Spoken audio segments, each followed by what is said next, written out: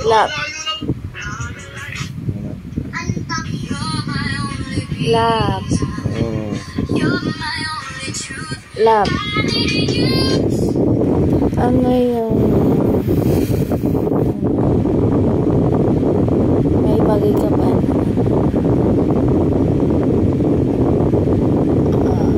Kaya nagagalit sa akin. Ay, mari ayaw. Ayaw kong ma-stress ko. Kahit di na ako nakaka-stress. Halimbawa ng mga halimbawa lang nasi-stress ako, hindi naman nakaka-stress. Yung namang problema ka sa gustusin natin. Natural lang yun. Importante. Kain tayo. Hindi tayo nag-aaway. May galit ka ba sa akin, love? May galit ka sa akin na hindi mo lang sinasabi. Yung lagi tayong yung galit ko kasi lang. Hindi naman umaabot. Hindi, okay lang. Yung tumatagal? Hindi, wala. Hindi, yung pinakamalala naman.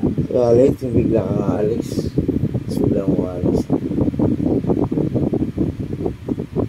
Kasi hindi naman ako nagagalit na kasi nagagalit ako kung hindi ko alam kung saan kita ginagawa.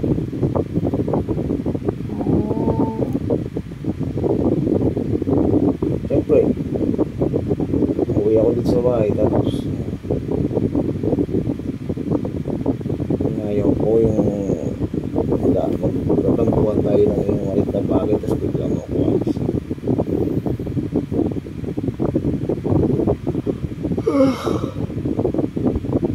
Tsaka may nakakumain. Pag may gusto kong kainin, yung sa'yo. Kung gusto mo mag-Jollibee ka kasi nangutom ka. Jollibee tayo. 24 hours yun dun, no? Nakari na natin. Gusto ko yung okay na ako yung nakakain ka. Okay ka, hindi ka stress.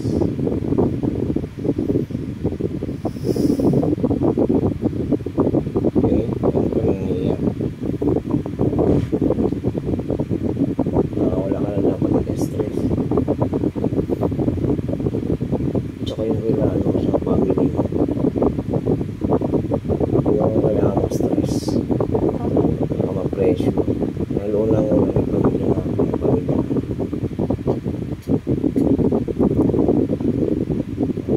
Tulong naman tayo pag nakameron. Hindi naman abang buhay mo. Makasalita. Darating yung araw, makapag-aroon tayo. So, kailangan natin unahin. So, hindi natin yung sarili natin. Paano tayo magtrabaho ng maayos. Diba?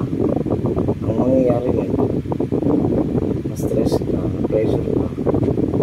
Hindi kayo makakatulong. Bawin mo. Mangingan mo ito. Hindi lang sa money, sa pera. Hindi yung damay. Hindi ka na-stress.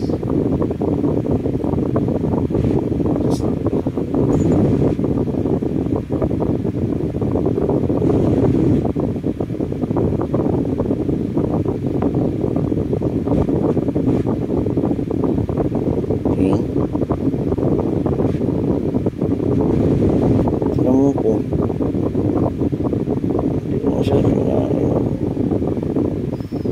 Kasi pag na-stress tayo, magkaroon tayo ng anxiety. Nagiging tayo. Gusto natin agad umangat. Gusto natin